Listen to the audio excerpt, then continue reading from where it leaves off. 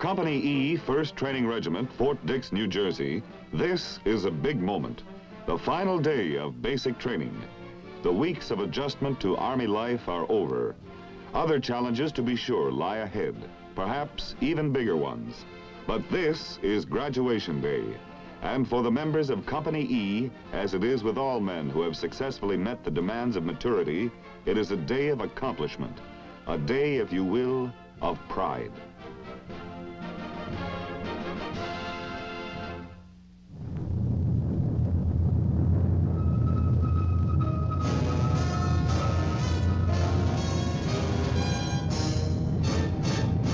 The United States Army presents The Big Picture, an official report produced for the armed forces and the American people.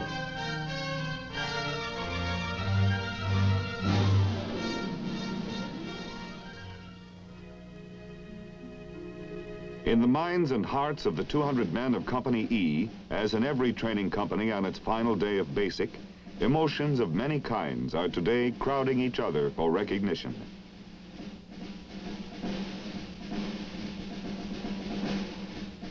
Here is one of the graduates, Ed Baker, recruit Edward Doolittle Baker. For him, as for all the others, the last 8 weeks have gone by quickly. 8 weeks? Is that possible? Was it really only 2 months ago? Indeed it was. You may think it was a red-letter day in the Army's history when they got you, Baker, but you've got to admit you were a pretty sad apple. And those first few days in the reception center didn't seem to you to offer much improvement. For the recruit, those first days are the most bewildering, as he moves from line to line, getting inoculated against diseases he has never worried about before. Clothed in the uniform that will identify him from this day on, oriented, indoctrinated, processed. He acquires a new identity, but not a completely new one. When he comes into the Army, a man is, after all, the product of the years which lie behind him. His education, his experience, the basic skills he has lived and worked with. It is to both his advantage and the Army's that the Army find out as much about him as possible so that he can eventually serve in the most efficient way. But for every man who enters the Army, whatever his eventual service is to be, there must first come 8 weeks of basic soldier training in a training company. And here, too, there are a few shocks to the recruit's system, a few new facts which at first he might find hard to assimilate. Stand at ease. I am Lieutenant Izett, your company commander. I want to welcome you to Company E, 1st Training Regiment. This will be your home for the next 8 weeks.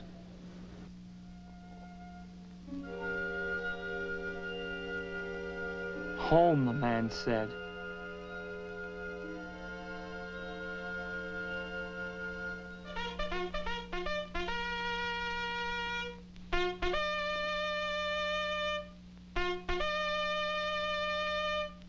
No, home was never like this, was it?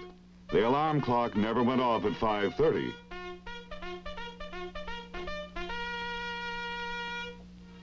But now, now the day starts when days should start. Should start? Where do you get the should start bit? Personally, I don't have anything against hearing an alarm go off at, well, say, 7:30 or so. That's a good, solid recruit-type point of view, Baker. You think breakfast comes early in this new home, huh? It comes early, all right, but that's not all. You have to work for it, too. Pull-ups yet, before you can get in the mess hall. There was a time I wouldn't have believed I could eat breakfast at this hour. But then, there were lots of things I didn't realize I could do. Of course there were.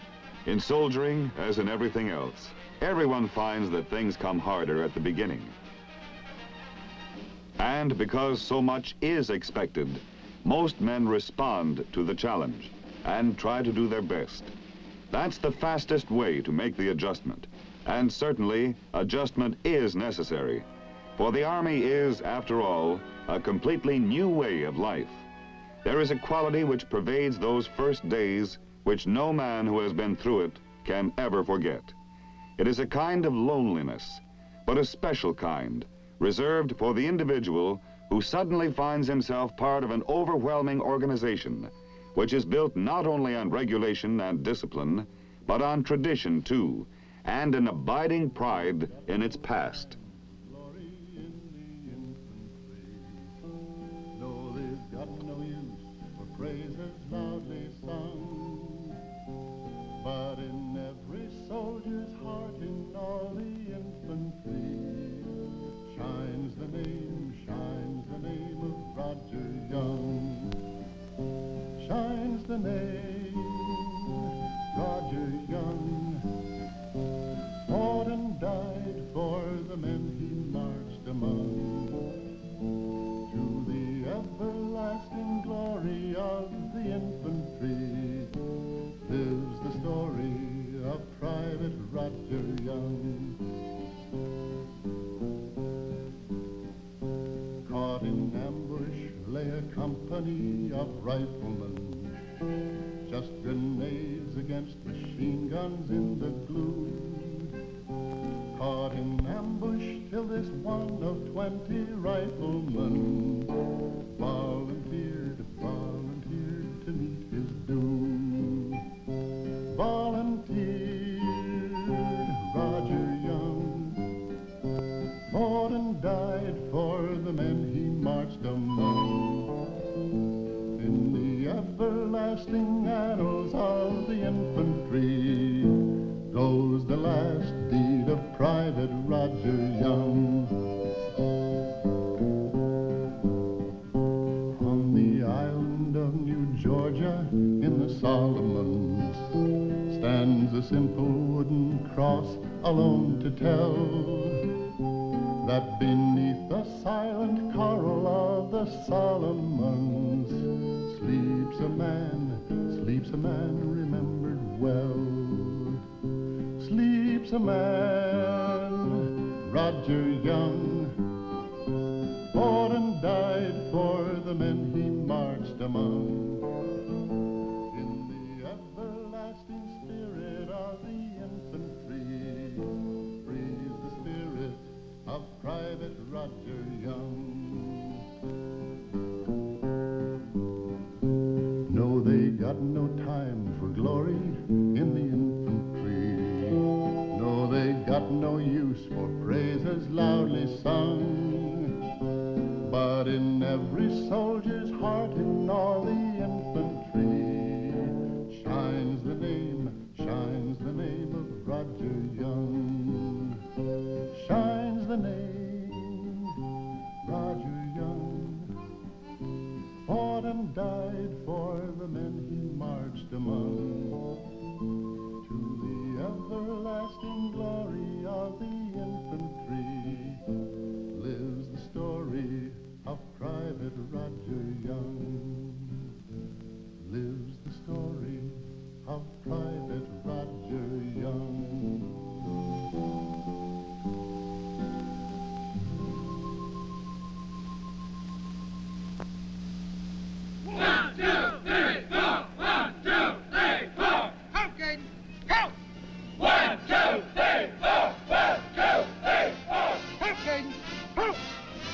Loneliness passes soon enough. The training schedule takes care of that.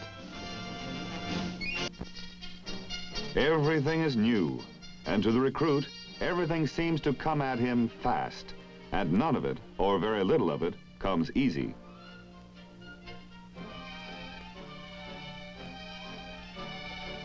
Generally, the trainee is so busy that he doesn't have much time to think about himself. You think about yourself all right when you find you've goofed. Oh, but sir, I'd like to explain about... soldier. Well, it's a tough life, Baker. Yeah, it's tough, all right, but nobody pretends it isn't. The commanding general himself warned us it would be, that first week when he said, I wish to welcome you men to this new phase of your life. And in welcoming you, I want to tell you a little bit about the kind of training you will receive while here. This is an infantry training center. The training you will receive will be tough and rugged. It will tax you and demand the best that you can give.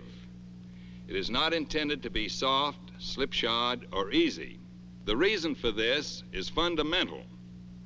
We are training you and thousands like you to be able and ready to defend this country if the need should arise. Such training, to be successful, has to be tough. We are counting on you, as indeed your nation is, to respond to it in the way Americans have always responded when called upon. It's not just the physical things that are tough. Your mind and your emotions get a good workout too, until you're able to accept the way things are done in this new life. You're so right. Remember that session you had with the company commander the second week of training?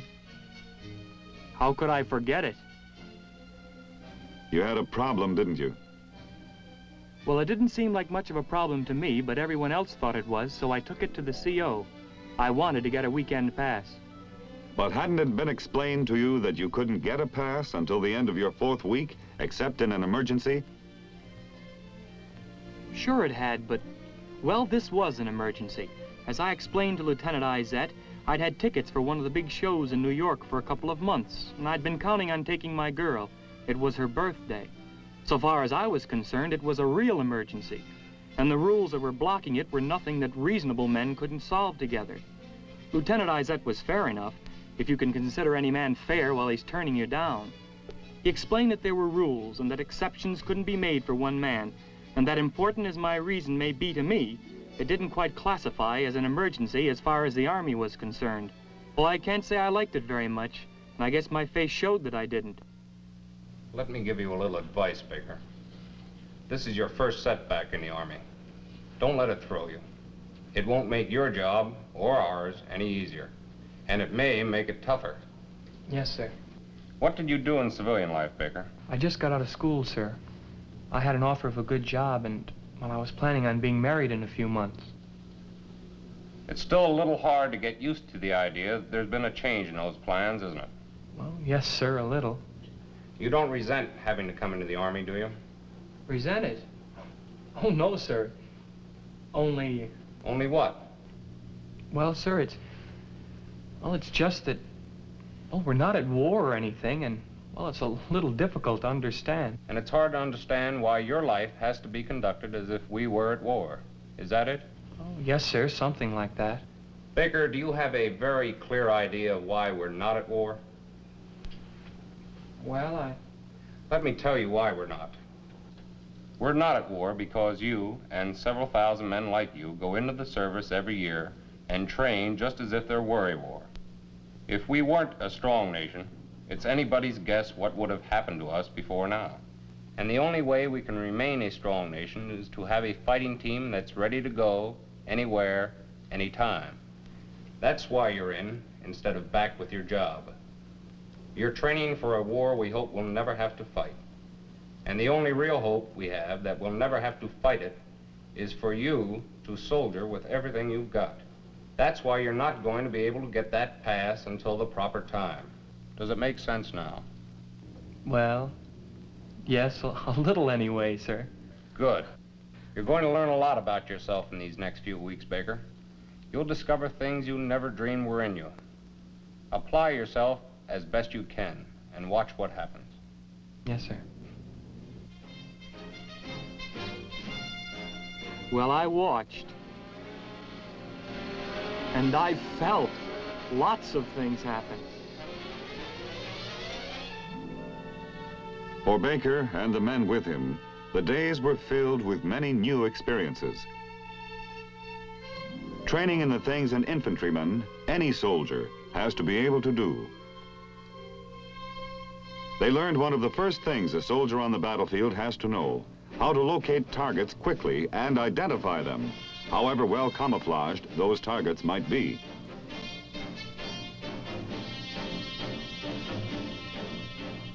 They learned the paramount lesson: how to use their weapons. Firing the rifle is one of the oldest exercises in the Army, but now the method of learning how to fire it is one of the newest training techniques. For years, soldiers learned how to shoot by firing at a fixed target a known distance away. But studies of performance in actual combat showed that a new way of learning was needed. Baker's group was among the first to learn under the new technique, which is called train fire. This technique is based on the idea that in combat, a soldier doesn't know where his target is going to be or when he'll see it. Targets pop up anywhere, and they're hard to spot. Training in this new technique goes on through the whole training cycle, on a lot of different ranges, representing all kinds of combat conditions. The soldier gets the feel of the rifle, and he develops a sharpness in spotting targets. He learns to be fast, but just as important, he learns to be alert. Baker and his fellow soldiers found that about midway in the cycle, the trainee begins to feel that he is onto the knack of a lot of things. Well, it's still tough, but it's coming easier, and now you know you're going to make it. But there's something even more important. Like any man in any job, the soldier begins to feel a sense of accomplishment, something close to personal pride, when he does what he has to do as well as he can. Along with his aching muscles, he is suddenly aware of newly acquired skills in things he has never done before. There's another thing, too. By this time, he has made friends, associations that are going to be important to him for a long time.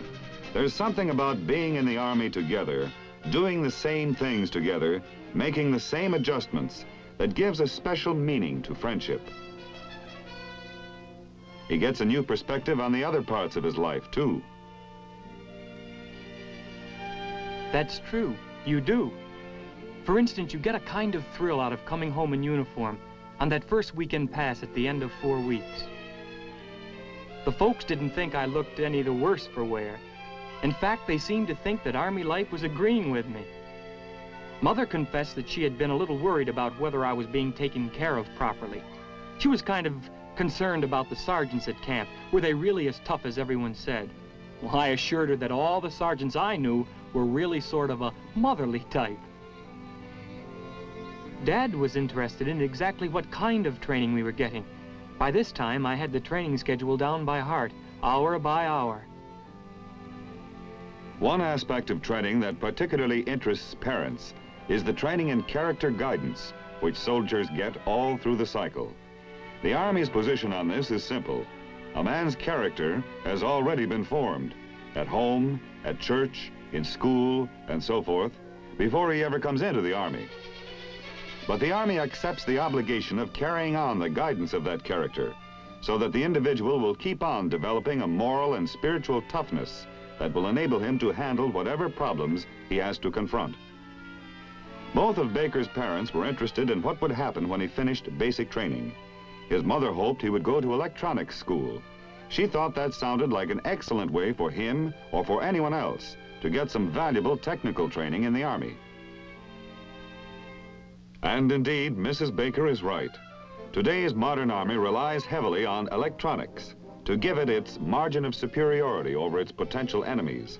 And the training in electronics, which soldier technicians get, is just about the finest in the world.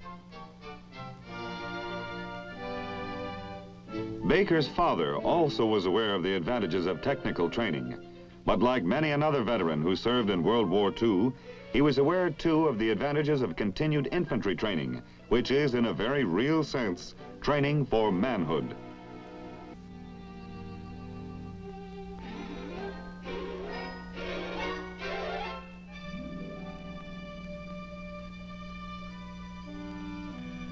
Anne, that's my girl, had a few questions of her own. All this training stuff was important, sure, but she wanted to get down to the basic facts, like what kind of social life was I having at camp?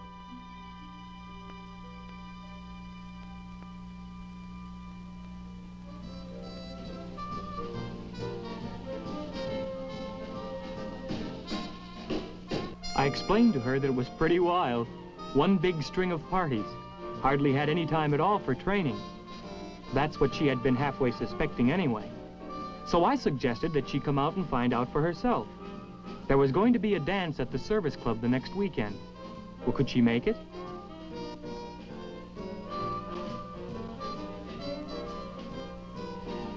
Could she? Well, what do you think?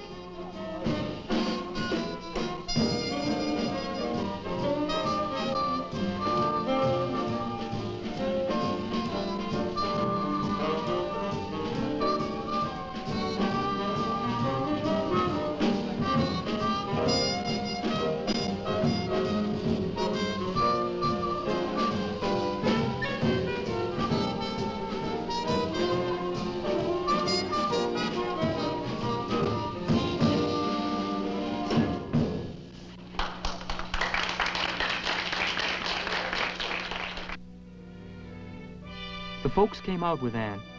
They were part of the 15,000 visitors who come to the post each weekend. We ate by the lake, just as if we were at a resort. They were delighted with this recreation area, and so are all the other families who are able to spend part of their visit here.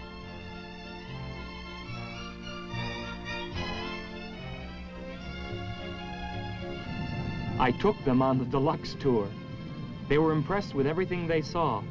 And there's a lot to be impressed with. There is a lot to be impressed with. There are facilities to take care of just about every recreational need.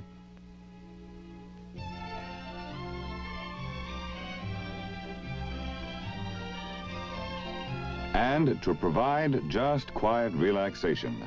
There are facilities to develop any interests the soldiers have. Baker's parents, like all the others who visit an Army post, found, in short, that it's very much like a regular town, only it's better equipped than most towns. Invariably, parents are pleased to see the consideration the spiritual life gets on an Army post, too. An impressive landmark on the main parade ground at Fort Dix is a statue that seems to dominate the entire post. This statue is called the ultimate weapon, and it symbolizes the Army's belief that the man with his feet on the ground is still the only indispensable weapon in war. This concept of the combat soldier's indispensability in war comes through in force to the recruits in the final weeks of training.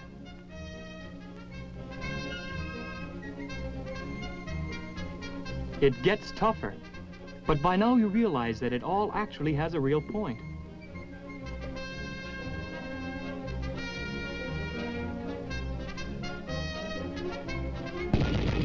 While you're learning how to take care of yourself on the battlefield, you begin to understand how vitally important every individual man is in battle.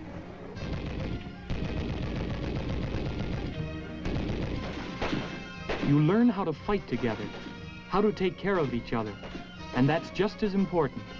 For most of the time, you're only as good as your team.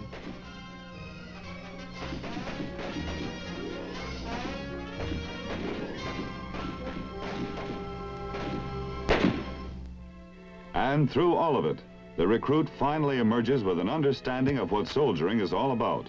It's a way of life, a hard way in many respects, a different way, certainly, but a way with its own special rewards. It's a rare man who doesn't feel it, and feel the pride that builds right along with it. The pride of service. You hear a lot about that in the Army. And then one day, it's not just a phrase anymore. It's something you begin to feel, you know?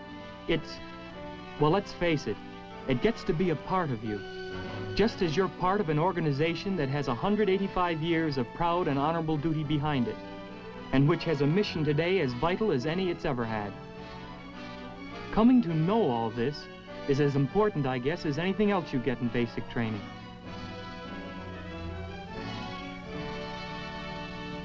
Well, it's all over now, Recruit Baker. You're at the end of 2 of the most challenging months of your life. A short 8 weeks ago, you were green, timid, a little lonely, uncertain about your place in the new life which had abruptly replaced your old one. You remember what your company commander told you? You're going to learn a lot about yourself in these next few weeks, Baker. You'll discover things you never dreamed were in you. Apply yourself as best you can, and watch what happens.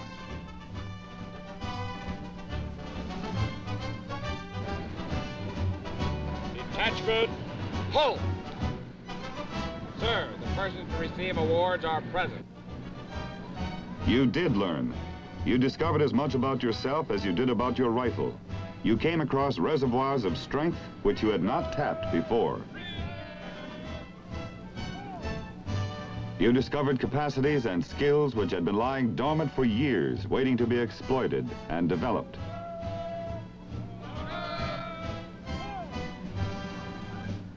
You found, as men have always found, sometimes in the pressures of battle, sometimes on the training fields of peace, sometimes to their surprise, always to their credit, that you had a talent for soldiering.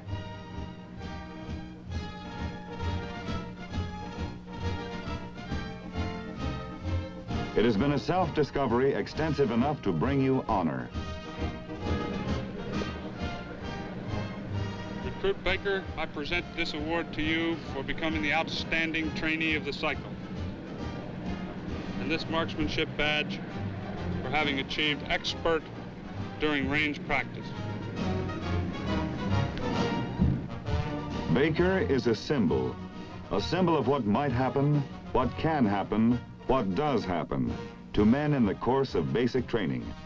Obviously, not every man in the company can emerge from basic training as the outstanding trainee of his cycle, to receive his award from his battalion commander and take the salute of his fellows. But every man whose life is touched by his nation's need for him, and who finds himself in the Army in response to that need, every such man is changed, at least to some degree. Every such man learns new things about himself, and he is richer for it, and his nation is also richer. Baker will carry his progress a step further. All these men on this final day of basic training now know what their next assignments will be.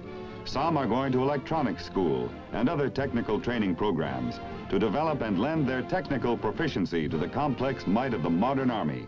But even a modern Army still needs its basic combat soldiers, and some of these men are going to continue infantry training, like recruit Edward Doolittle Baker. How does that square with you, Baker? It's okay with me. It's been okay with a lot of other good men in their time, Recruit Baker, and it always will be. For as long as man is the ultimate weapon in war, as he is the final hope of peace, no challenges can be greater and no rewards finer than those of leadership in the company of men.